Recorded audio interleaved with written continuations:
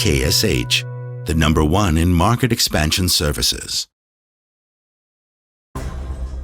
Dan Voorhees at Muscle & Arm Farm is a great example of the application of multi-jet fusion. He came up with a design that is a reusable zip tie. We made him some samples of his zip tie parts using multi-jet fusion. He got them back and tested them and was blown away.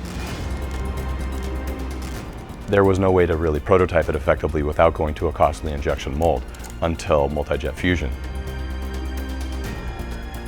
They work extremely well. He's able to test them well. We were able to run a bunch of parts inexpensively before making the investment in the injection mold. He was able to take his part that is meant for injection molding and go straight into prototyping, so he didn't have to create a configuration that was just for prototyping. He used the same file that he's going to use for his production injection mold. Multi-jet fusion works perfectly as a bridge with parts that are really very usable and perform very much like their injection molded part, but very quickly without a big investment in tooling cost.